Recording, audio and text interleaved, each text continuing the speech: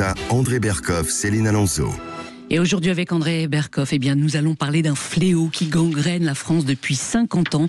André, à savoir l'insécurité. Frédéric Close, qui est commissaire de police depuis 37 ans, publie un livre choc dans lequel il révèle des faits et des chiffres inédits qui font froid dans le dos, André.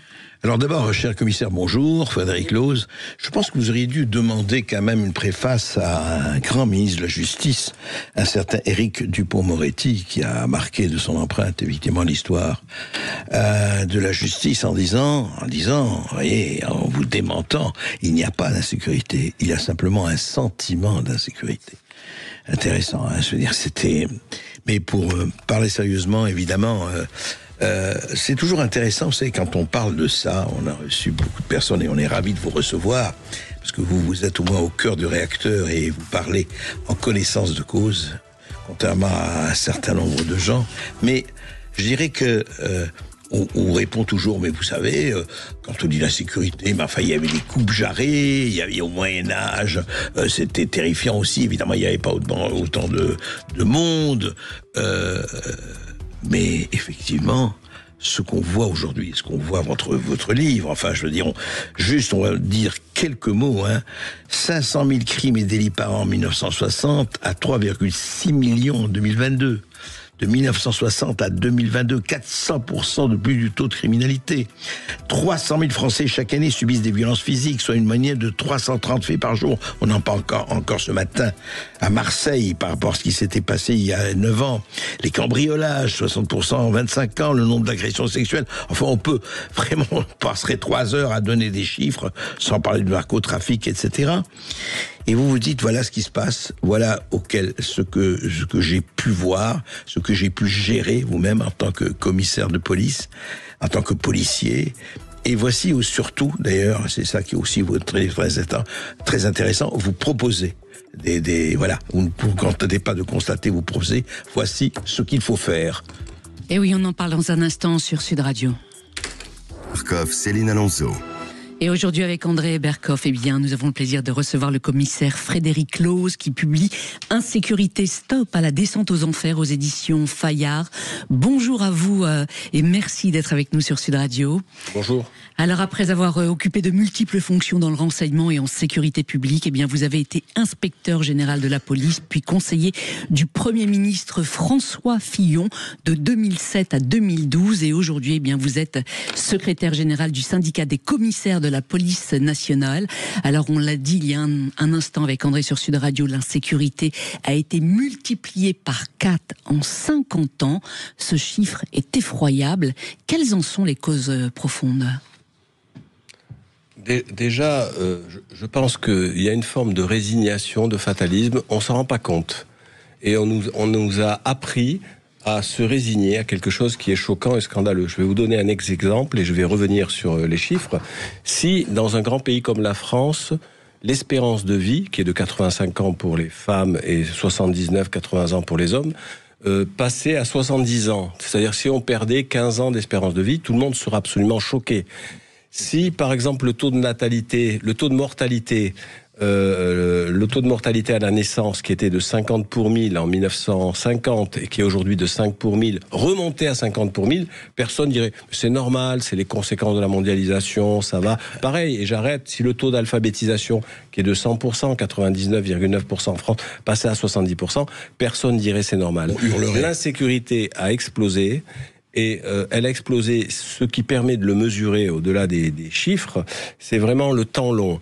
Et l'insécurité est liée à la qualité de vie. Elle est liée à la confiance. Pour qu'une société soit une société de confiance, on sait quel rôle la confiance joue dans la vie économique, pour les investisseurs, mais dans la cohésion sociale. Et c'est absolument anormal. Oui, ça indépendamment de la fiabilité qui est perfectible des outils statistiques, notre cadre de vie a changé. Alors les raisons, tous les cadres civiques, moraux, éducatifs, le service national qui a disparu, l'ouverture des frontières, le déficit d'assimilation, tout ça, je vais pas dire que c'est connu, c'est des poncifs, mais c'est extrêmement grave parce que l'insécurité, ça veut dire que ce sont nos libertés qui ont régressé. Oui, mais précisément, à partir de quand le système a déraillé et qui sont les fossoyeurs de la sécurité ? Il faut les nommer. Le système a commencé à dérailler probablement dans les années, c'est à peu près sourcé dans les statistiques, dans les années 60-70. Ça correspond un peu au mouvement de mai 68.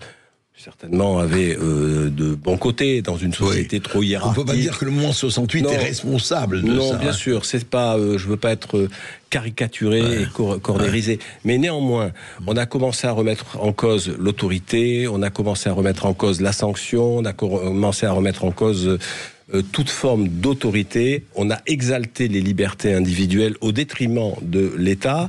Et puis, c'était peut-être à un moment donné nécessaire. Il y a des gens de bonne foi qui ont poussé le curseur et comme ça, on a stigmatisé la prison. On a voulu donner des droits aux prisonniers, aux gardés à vue.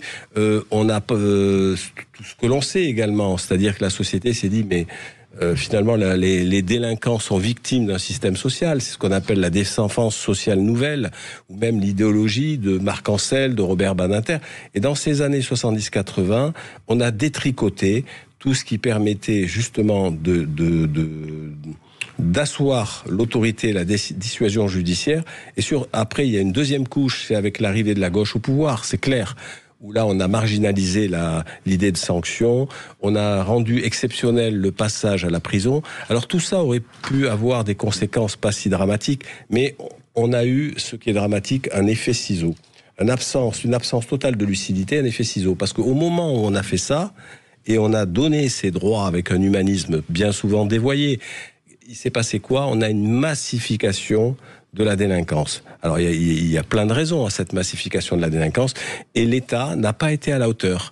C'est-à-dire le ministère de l'Intérieur, mais aussi la justice, l'État, puisque de toute façon, on n'a pas répondu aux besoins de sécurité et de justice, et qui en plus, je le redis, touche les plus défavorisés. Oui. Bien sûr. Et vous dites que effectivement que les fossoyeurs de la dissuasion judiciaire sont restés ancrés au 19e siècle, convaincus que la misère était le principal moteur du crime.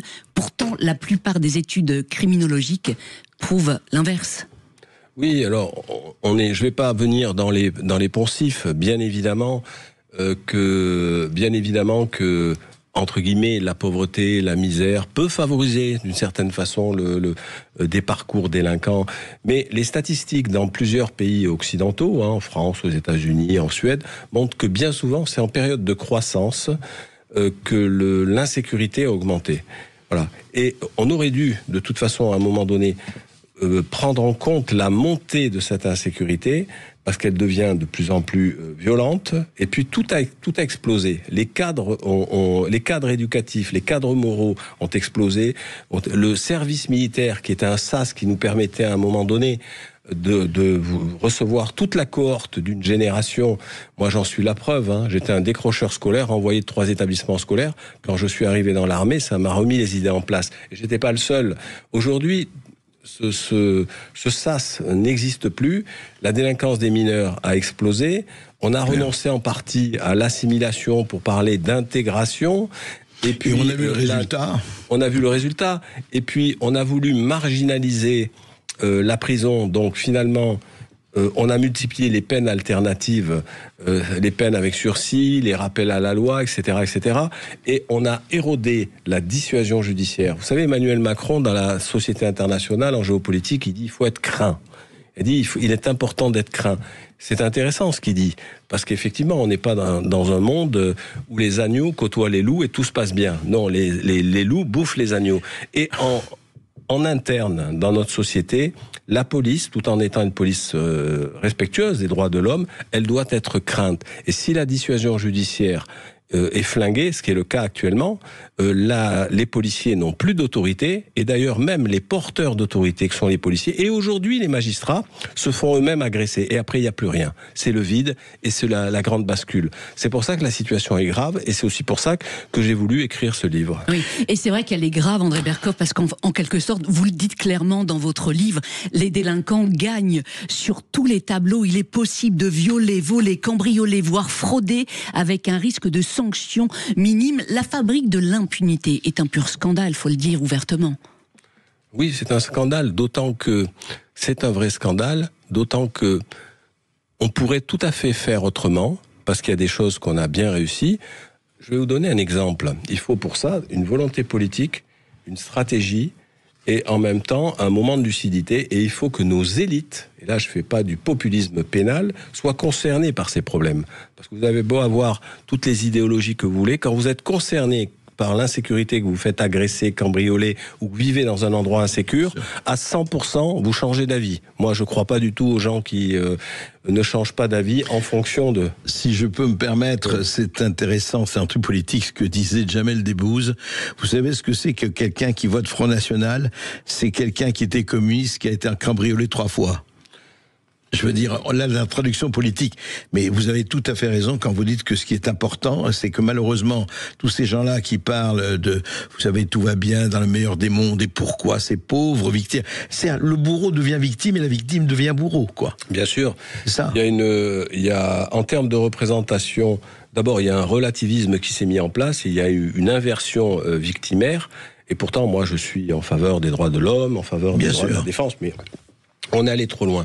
Mais pour reprendre, Madame Alonso, sur la fabrique de l'impunité, en 1974, donc, on s'est aperçu qu'il y avait 17 000 morts sur les routes de France, pour une population de 53 millions d'habitants. C'est un carnage. Je ne parle même pas des personnes handicapées, traumatisées, etc. C'est l'équivalent de la ville de Mazamet. Donc, on est allé voir la ville de Mazamet. Il y a une campagne de presse. On a demandé aux gens de la ville de Mazamet de s'allonger par terre avec des images chocs que vous pouvez retrouver. Et puis à partir de là, le gouvernement de l'époque a dit maintenant, de façon préventive, de façon répressive, on va s'attaquer à l'insécurité routière et on va mettre en place une politique. Alors, il y a eu on a amélioré certes les points noirs, la sécurité des véhicules, mais surtout ce qui a marché à un moment donné, c'est quoi? C'est le permis à points et c'est la certitude d'avoir une amende. Et aujourd'hui, alors qu'on n'a pas 53 millions, mais on a pratiquement 68 millions d'habitants, je vous rappelle, 17 000 morts en 74. Aujourd'hui, on tutoie les 3 000 morts. C'est toujours trop. Mais ça veut dire que de 74 à aujourd'hui, grâce à une politique volontariste, avec la certitude de la sanction, on tape au portefeuille, on a gagné 500 000 vies. 500 000 vies. Et puis, je vais vous donner un exemple. Si vous sortez, on n'est pas, nous, en termes de dangerosité sociale, des délinquants. Mais on peut être des contrevenants. Vous allez dans la rue, là, derrière Sud Radio, vous franchissez un stop où vous allez être arrêté. Où vous allez 20 km plus haut que la vitesse limitée, vous allez être arrêté. On va pas vous dire rappel à la loi. On va pas vous dire sursis. On va pas vous dire vous allez recevoir une sanction dans 1 an. C'est immédiat. Vous avez des points en moins sur votre permis de conduire, vous payez une amende. Sinon, au final, vous avez l'huissier à la maison. Et c'est pour ça que la dissuasion marche. Et c'est ce système. Alors tout n'est pas transposable, mais c'est cette logique qu'il aurait fallu mettre en place au niveau de la délinquance de droit commun. Et puis il y a une idée de justice. Le cambrioleur, par exemple, à qui on dit « Ok, vous avez une peine avec sursis », mais lui, il ne paye pas d'amende. Il faut faire payer l'équivalent de ce que j'appellerais un droit de timbre, oui, effectivement, parce que ce qui est terrible, c'est qu'il faut quand même le souligner et le rappeler, c'est que dans la majorité, effectivement, des affaires pénales, les juges font l'impasse sur l'amende. Alors, parfois, elle est là, elle est très peu recouvrée, c'est-à-dire il n'y a pas de vraie volonté de la recouvrer.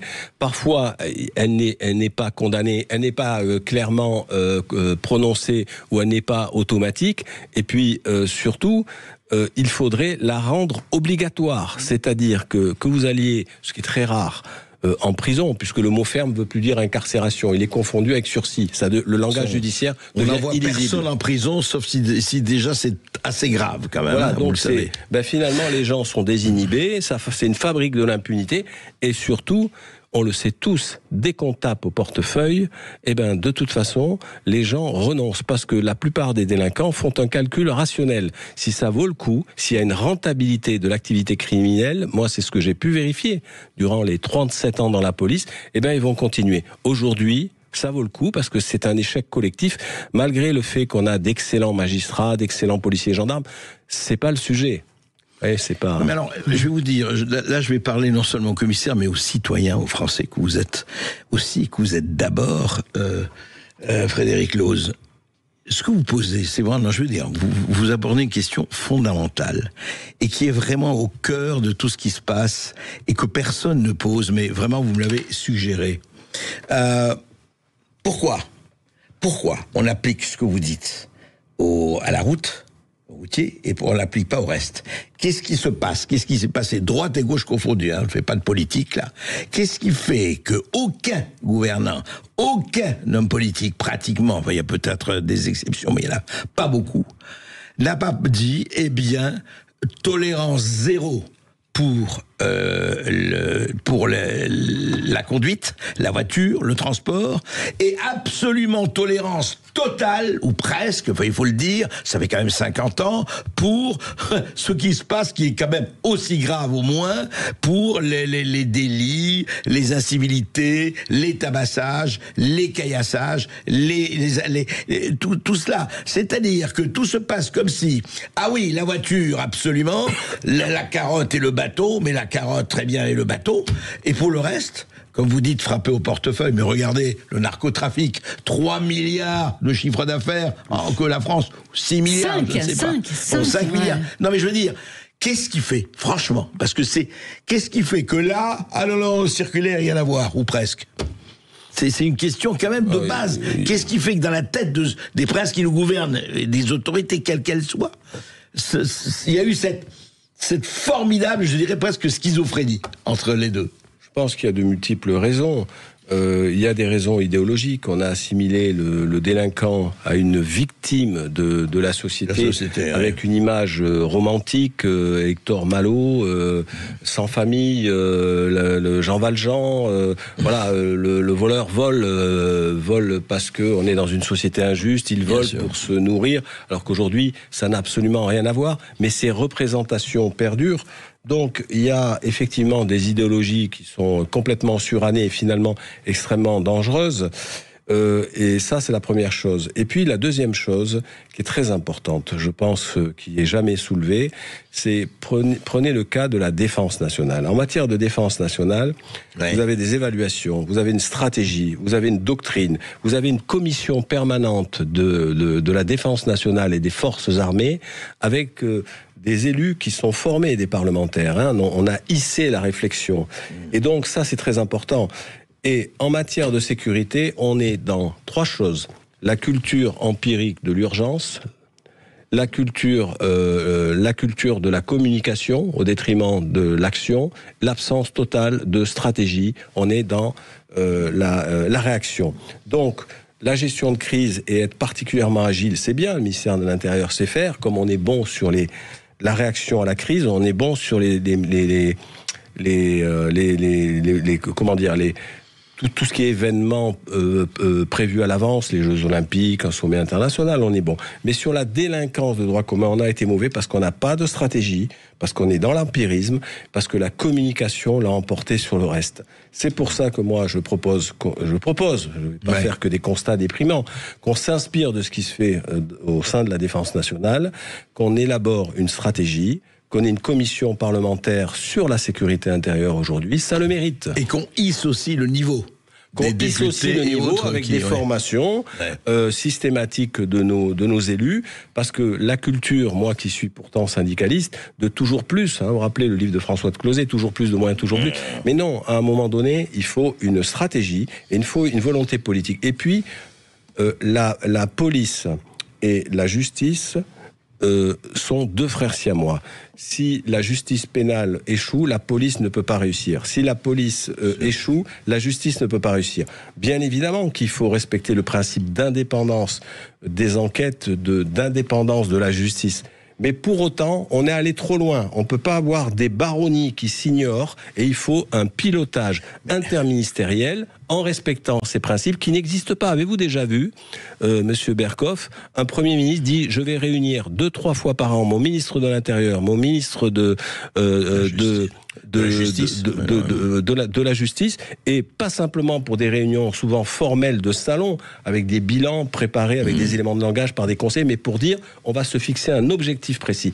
Jamais. Je vais vous donner un autre cas. Regardez le coût de la délinquance. Ça ne s'est jamais fait, ça. Non, ça se fait pas. C'est toujours, ça se fait des mondanités. C'est venteux, ou c'est du coup par coup, one shot. D'accord. Voilà. Alors que ça devrait être piloté de façon interministérielle. Chacun est dans son couloir de nage. Voilà, tout en respectant les frères principes de quoi. en fait, les frères siamois sont devenus des frères ennemis, il faut le dire. Alors, c'est pas des frères ennemis, parce que les magistrats...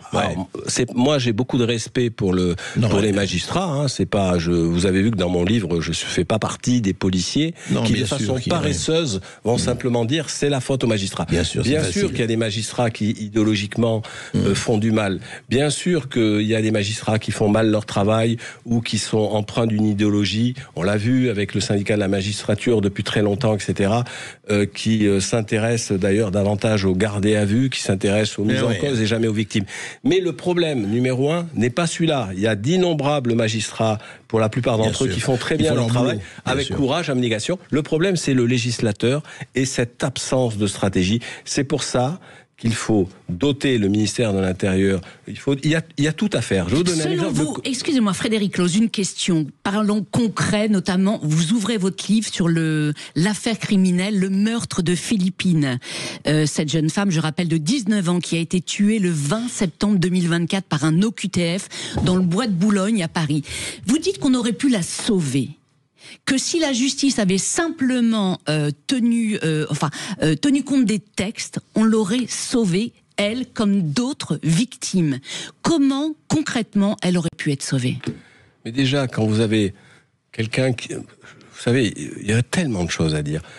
Le jeune meurtrier est rentré sur le territoire national de façon illégale. Voilà, mais c'est du bon sens. Il ne faut pas rentrer sur le territoire de façon illégale. Les premiers, si on était plus ferme sur l'accès au territoire et en établissement à frontières, j'enfonce une porte ouverte, mais malheureusement on en est là. Les premiers qui nous diraient bravo, c'est les immigrés en situation régulière qui eux ont pris la peine de respecter le pays et qui sont rentrés de façon régulière. Déjà, pourquoi il est rentré? Deuxièmement, pourquoi on l'a pas immédiatement renvoyé? Je veux dire, ça c'est la première chose. Et puis il a commis dans un premier temps le viol j'étais dans le Val d'Oise, j'étais directeur départemental et je me suis dit c'est bon, maintenant il est emprisonné pour viol, puisque c'est une affaire que j'avais suivie comme directeur. Et puis la sûreté départementale du Val d'Oise avait élucidé cette affaire avec une victime d'ailleurs très courageuse. Et je me suis dit, il va partir. Il y aura une OQTF, il va sortir de prison et il va quitter le territoire, laisser passer consulaire, il repartira au Maroc. Et rien n'a été fait. C'est-à-dire que notre système est tellement lâche au niveau il est désarticulé et en même temps, il a tellement de possibilités. Oui, mais il a tellement de possibilités de nullité. Ce que je disais, l'exaltation des droits individuels au détriment de l'intérêt national. D'ailleurs, l'intérêt national n'existe plus, c'est un vague intérêt général. Mais on est allé trop loin. Alors, moi, je suis pas un idéologue. Oui, on est allé trop loin et ça s'est traduit par quoi? Par la mort d'une jeune fille, par quelqu'un qui sort de prison pour viol et qui tue une vie humaine, qui viole et qui tue une vie humaine. C'est insupportable, parce que c'est pas un fait divers qu'on érige de façon hypertrophiée, c'est véritablement de façon récurrente des dysfonctionnements.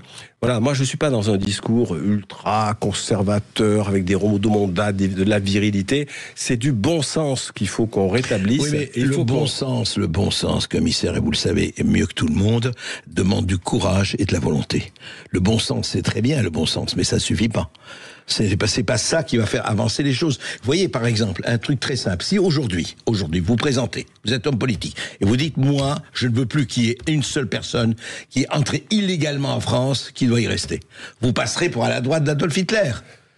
Non mais, soyons clairs, par rapport à ce que vous venez de dire. Je veux dire, vous dites, les immigrés illégaux, mais regardez, une actrice, là, récemment, encore disait, mais pourquoi on ne l'accueille pas?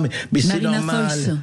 Oui, pour ne pas la nommer. Pourquoi on ne l'accueille pas? Mais c'est normal, elle devrait absolument, on devrait recevoir tout le monde, ils n'ont pas choisi les... D'accord. Mais c'est quand même... Voilà, pourquoi? Parce que vous revenez à ce que vous avez dit au départ. Moi, je suis protégé. Moi, actrice. Moi, showbiz. Moi, il m'arrivera rien, elle pense. Bien sûr. Oui.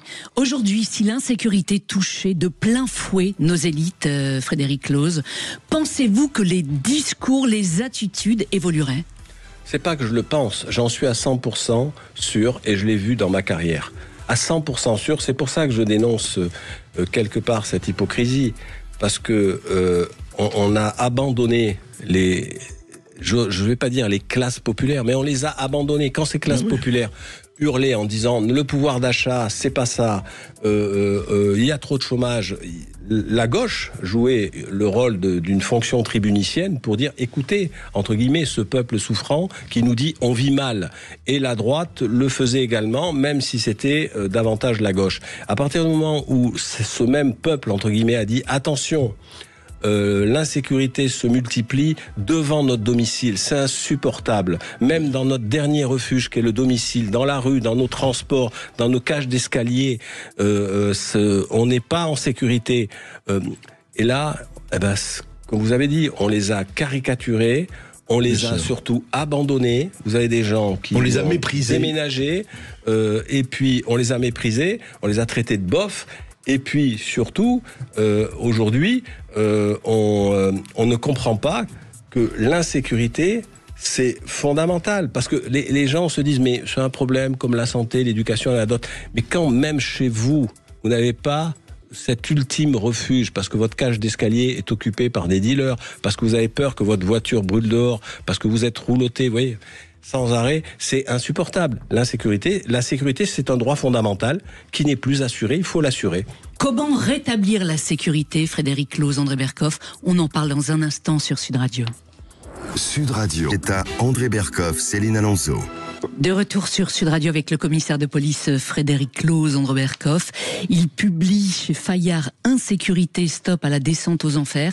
Alors dans ce livre, vous dites, Frédéric, qu'on ne connaît pas le coût réel de la délinquance pour la société. Pourquoi il n'y a pas eu d'études sérieuses sur ce sujet? D'abord, quel est ce coût? Ouais. Ce serait, même si on ne se connaît pas réellement, est-ce qu'on peut le chiffrer, même grosso modo, hein? Je ne demande pas un chiffre précis, mais c'est de quel ordre? Alors, il y a un économiste qui s'appelle Jacques Bichot, qui avait fait une étude il y a une douzaine d'années, et qui, coût direct, indirect, 150 milliards par an. Alors, c'est plus en pourcentage. Non, bien sûr, 150 milliards par an. Voilà, je pense qu'aujourd'hui, c'est beaucoup plus. Ouais. Et ce coût, il est énorme, parce qu'il y a le coût direct, parce qu'on va le payer, ce coût. On va développer les polices municipales, la sécurité privée, on va acheter une alarme, toute la prévention situationnelle, c'est un coût. Et puis, il y a le coût sur la confiance, comme je le dis. Et puis, vous avez aussi un coût indirect. Vous êtes dans des quartiers où il y a eu des violences urbaines. Je vais vous donner un exemple. Moi, j'ai géré ça dans ma carrière. Je voyais des gens en pleurs qui me disaient, mais moi, j'ai acheté mon appartement ou ma maison. Maintenant, la réputation numérique ou la réputation de la maison, de l'appartement est morte, parce que vous allez sur Google, vous tapez alors telle ville, je ne vais pas donner la ville pour pas les stigmatiser, ça devient invendable. Alors le coût de la délinquance, parce que nous sommes totalement irresponsables, si justement on avait une stratégie, on commencerait aussi par élaborer parmi le coût de la délinquance. Ça coûte combien ? On ne le connaît pas, et on mettrait en parallèle le coût de la délinquance, on affinerait ça, on pourrait demander par exemple à l'INSEE et à la Cour des comptes de le faire, et d'affiner une méthodologie. Et puis on mettrait ça en parallèle aussi avec le coût des forces de sécurité de l'administration pénitentiaire. Bien sûr. Bon, et ça permettrait de responsabiliser tout le monde. Je vais vous donner un autre exemple, en termes d'études, pour ça que là-dessus on est mauvais. On n'a aucune étude sur la sortie de la délinquance, la désistance. C'est-à-dire que quand moi j'ai voulu m'intéresser à comment et pourquoi on sort de la délinquance. À part un chercheur, un chercheur français qui s'appelle Marwan Mohamed qui a travaillé là-dessus. Sinon, c'est pas un débat. Ah, il n'y a rien. Non, il n'y a pas grand-chose. Comment on peut sortir de la délinquance? Comment on sort? Non, mais c'est pas documenté. Vous voyez, c'est pas sérieusement documenté. D'ailleurs, ça fait pas partie. Mais parce que, je vous l'ai dit, toutes les questions de sécurité n'ont jamais été traitées sérieusement. Elles ont été traitées dans l'urgence, de façon empirique, et ces derniers temps, sous la forme d'une communication qui primait sur l'action. Donc, c'est pas sérieux. Et donc, aujourd'hui, alors que la sécurité monte beaucoup plus qu'il y a, par exemple, 30 ans, il est nécessaire qu'il y ait une stratégie. Par exemple, qu'il y ait une étude sur le coût de la délinquance, une étude sur la sortie de la délinquance. Pourquoi les gens sortent? Comment ils sortent? À quel âge ils sortent? Pour quelles raisons? Est-ce que c'est parce qu'à 25 ans, la maturation du cerveau se fait, puis parce qu'on est allé en garde à vue et en prison, donc finalement la dissuasion a joué, parce qu'on rencontre l'amour, parce qu'on trouve du boulot? Ça serait intéressant, parce que pour mieux prévenir la délinquance, je vais vous donner un autre exemple. On n'évalue jamais la prévention de la délinquance. On va me dire, mais c'est impossible. C'est absolument faux. C'est possible. Je suis prêt à me débattre avec n'importe qui. C'est-à-dire que les maires qui ont en gros la responsabilité de la prévention de la délinquance, déploie des budgets. Il y a parfois des choses très bien qui se font. C'est jamais évalué. Et dans des précédentes fonctions, quand j'ai proposé qu'on évalue les politiques de prévention de la délinquance pour voir celles qui marchent, celles qui marchent pas, mais c'est quand même passionnant de voir ce qui marche.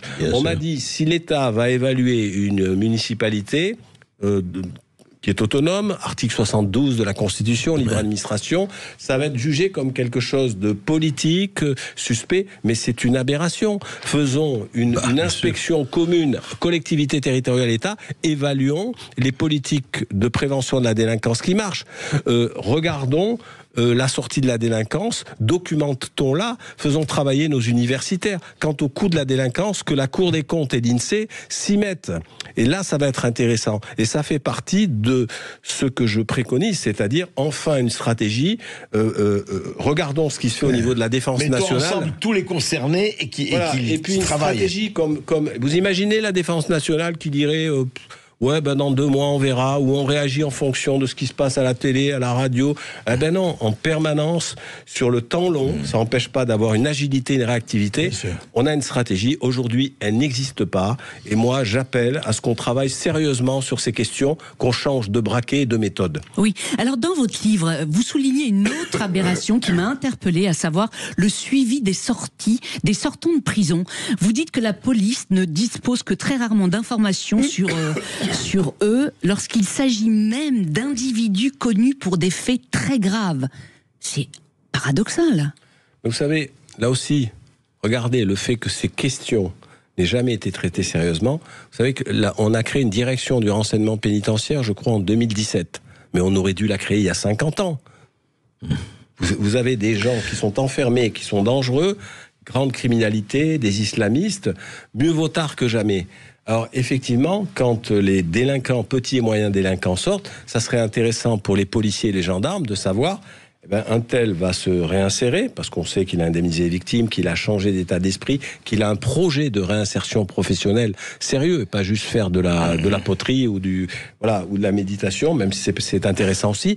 Là, on n'a pas d'informations, ou alors ça se fait au compte-gouttes, ou sous le manteau, ou de façon artisanale. Il faut l'afficher, il faut qu'il y ait un suivi des sortants de prison, notamment ceux qui risquent d'être le plus dangereux pour la société, sur les atteintes aux biens, sur les atteintes aux personnes, et c'est tout à fait normal. Alors, vous avez un service qui fait ça, qui est les SPIP, les services de prévention, de probation, d'insertion, mais il faut travailler davantage avec la police. Il faut arrêter de faire en sorte d'opposer dans leur culture aussi les policiers, les éducateurs. Moi, je dirige une association de prévention de la délinquance qui s'appelle Jeunes et Engagés, qui travaille sur le civisme. Je travaille avec un éducateur extraordinaire, et on travaille très bien ensemble, et pourtant on a 2 façons de penser souvent différentes.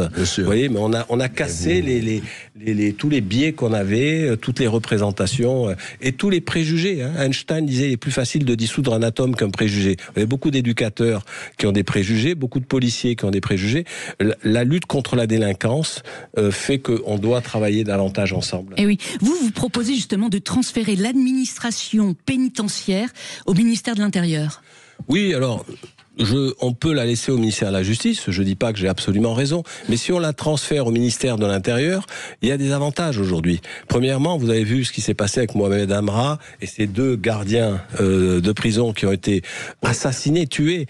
Bon. Oui, quand il était transféré au tribunal, etc. Voilà. Là, d'abord, tout ce qui est transfèrement, garde détenus hospitalisés, etc., si c'est au ministère de l'Intérieur, ça serait plus fluide, les chaînes d'information seraient plus courtes. Le renseignement qui joue un rôle fondamental également, éviterait dans un tortillard que les informations remontent plus lentement, serait directement intégré, davantage professionnalisé. Et puis, aujourd'hui, est-ce que le métier de l'administration pénitentiaire doit absolument rester au sein du ministère de la Justice? Certains vont nous dire oui, moi je suis pas sectaire, je dis pourquoi pas. Mais je dis qu'il y aurait peut-être plus d'avantages à ce que ce soit au ministère de l'Intérieur, on pourrait mutualiser des fonctions, éviter des dysfonctionnements, optimiser le renseignement. Oui, alors je vais vous dire simplement, et vous le savez très bien, ça ce serait bien si le ministère de l'Intérieur et de la Justice travaillaient vraiment ensemble. That is the question, et c'est un vœu pieux, parce que avant de parler de la sortie de prison, et c'est très important, c'est mettre les multirécidivistes en prison. Je veux dire que quand on voit tous les jours, on attrape monsieur L qui a fait ça, c'est un multirécidiviste et on l'a mis dans les travaux d'intérêt général. À un moment donné, il faut arrêter la plaisanterie, quoi. Alors, il n'y a pas que ça, bien sûr, mais il y a ça, vous savez. Ce que vous dites, et c'est fondamental, c'est pour ça que votre livre est très important, commissaire Frédéric Close, c'est parce que vous posez les responsabilités, vous dites voilà ce qui se passe et voilà pourquoi la machine est grippée. On va en reparler, je crois, après une petite pause. Et oui, on va en reparler dans un instant sur Sud Radio avec Frédéric Close, commissaire de police. Comment retrouver le sens de la sanction? On en parle dans un instant sur Sud Radio. À André Berkoff, Céline Alonso. Nous sommes toujours avec le commissaire de police Frédéric Close qui publie Insécurité, stop à la descente aux enfers aux éditions Fayard. Frédéric Close, quelle solution concrète, profonde, forte vous proposez pour sortir de l'insécurité? Vous imaginez, il faudrait une journée entière pour répondre à ça. Il y a des solutions qui relèvent de la justice, d'autres qui relèvent des politiques publiques de sécurité de la police, d'autres qui relèvent du civisme ou de l'éducation, et surtout, la plus importante des solutions, c'est la stratégie et l'articulation de tout ça qui n'est pas fait, qui est éclaté. Alors déjà, il faut que le langage judiciaire, pour que la justice soit dissuasive, redevienne lisible. Il ne l'est pas. Quand on sait que peine de prison ferme ne veut pas dire incarcération, donc les gens confondent avec sursis.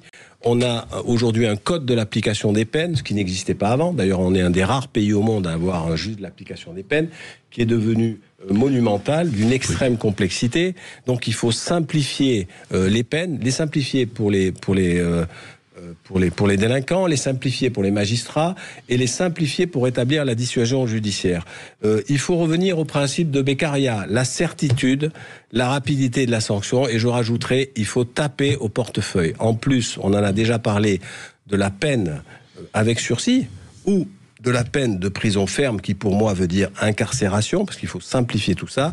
Il faut systématiquement qu'il y ait une sorte d'amende obligatoire avec un service de recouvrement, et là ça va être dissuasif. Que les gens soient solvables ou pas, ils seront toujours un jour solvables, et puis avec le principe de se dire ils sont pas solvables, on ferait jamais rien. Pour les automobilistes, on se pose pas cette question. Oui. Et que faire par exemple pour désengorger les tribunaux alors? Non mais là aussi il y a plein de choses à faire. Il faut simplifier la procédure pénale. On a ouvert on a multiplié les nullités.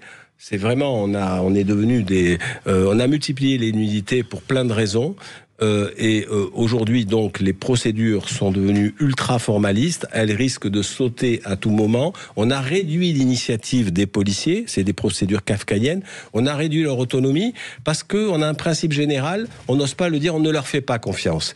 Donc, ils sont mis sous tutelle. Et ben, on a le résultat. Le résultat, c'est que les commissariats sont embouteillés.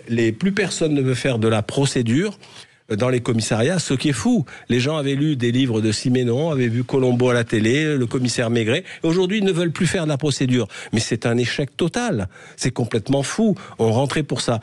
Pour autant, bien sûr qu'il faut un contrôle de la police. Toutes les administrations régaliennes, dépositaires de l'autorité publique, doivent être contrôlées. Mais là, on est passé d'un extrême à l'autre. C'est pour ça que je dis qu'il faut agir sur tous les leviers. Il faut une politique de prévention de la délinquance exigeante. Il faut qu'elle soit évaluée sérieusement. Mais pour autant, je crois à la prévention de la délinquance. Il faut la centrer sur l'échec scolaire.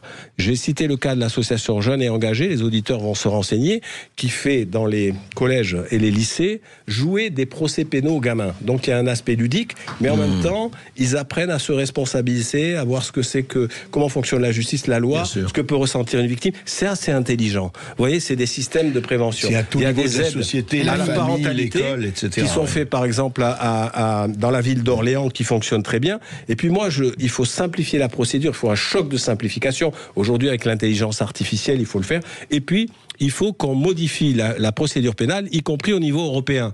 Et pourquoi on n'y arriverait pas ? Conseil constitutionnel. Attendez, on est un grand pays, c'est le peuple qui est souverain. La Cour suprême, c'est le peuple, mais c'est le peuple qui est souverain. Le principe de la souveraineté réside dans la nation.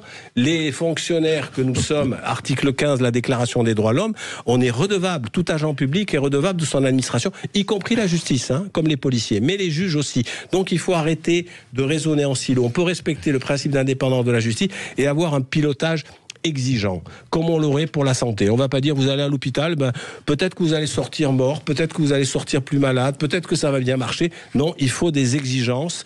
Il faut des exigences avec l'argent public et quelque chose qui est fondamental. Et puis moi, je propose aussi qu'on rétablisse clairement un service national, universel, hommes et femmes, avec un patriotisme intégrateur, pas un nationalisme, mais orienté, pas un schmulblick, un ovni où on fait un peu de tout, orienté vers une formation militaire et une formation policière. Et ce qui permettrait à ces jeunes de bénéficier, par exemple, une priorité sur des formations ou des gratuités de formation, une priorité à l'emploi, des points de retraite, passer des permis, quelque chose d'incitatif. Il faut apprendre à faire nation, sinon les gens vont se réfugier dans des communautés. Et c'est un désastre. Ce qui est déjà bien parti. Attendez, commissaire Frédéric Lose. Moi, je renvoie à votre livre parce que malheureusement, on arrive en fin d'émission et on vous reprendra, on pourra en parler des heures. Je voudrais savoir, voilà, le commissaire Frédéric Lose, lisez Insécurité, Stop à la descente aux enfers, parce que c'est pourquoi il fait partie de ces personnes qui ne veulent pas qu'on meure guéri. Qu'on guérisse avant de mourir. Merci. Pas de fatalisme. Pas de fatalisme. Frédéric Lose, merci d'être venu sur Sud Radio. André Berkoff, on se retrouve vendredi prochain sur Sud Radio de 12h à 14h pour un nouveau rendez-vous hebdomadaire, la France dans tous ses états, André. Un talk sociétal et culturel que nous aurons le plaisir de faire ensemble, André. Voilà, moi je ne suis pas la République, c'est moi, ou la France, c'est moi, bien sûr. Dans tous mes états, vous voyez, on va faire quelque chose d'assez nouveau, je crois. C'est-à-dire qu'on va parler, on va faire les humeurs de la semaine, on va extirper quelque chose qu'on a complètement oublié, la France de l'esprit critique, la France de l'humour, la France avec ses textes extraordinaires de pamphlétaires qu'on a, d'humour, etc. La France qui n'a pas oublié l'esprit critique. Parce que ce qui est extraordinaire aujourd'hui, c'est que le politiquement correct et la pensée dite woke a complètement envahit les cerveaux, les mentalités, etc. On croit qu'on ne peut plus rien faire. Et ce sentiment et cette espèce de politique de l'impuissance organisée et institutionnalisée, il faut l'arrêter. Alors, avec nos petits moyens, avec nos faibles moyens, on va essayer d'y arriver. Et puis, Céline, on va évidemment continuer les entretiens avec des gens tout à fait différents. Et des gens, je vais vous dire, notre spécialité, c'est des gens qui savent ce dont ils parlent. Vous savez que l'espèce, comme disait Audiard, il y a des poissons volants, mais ce n'est pas la majorité de l'espèce. Et ben ceux-là, ce sont les poissons volants qu'il prend, parce que, comme Frédéric Lose, il parle de ce qu'ils connaissent, ce qui est déjà pas mal en ces temps troublés. Et oui, donc, chers auditeurs, tous les vendredis à présent, 12h, 14h, la France dans tous ses états. Tout de suite, vous retrouvez... Et moi, attendez, avant tout de suite, moi je vais vous dire que je ne quitte pas Sud Radio, où j'ai passé 8 ans formidables, passionnants, où on a ouvert le champ des possibles, vraiment, et on s'est battu contre tous les préjugés, du Covid à la Russie en passant par le climat. Je vais sonner le tocsin pendant un moment, mais on se retrouve ici, Céline, comme vous avez dit, tous les vendredis. Midi 14h. Midi 14h, tout de suite, vous retrouvez Brigitte Lahaie sur Sud Radio. Sud Radio.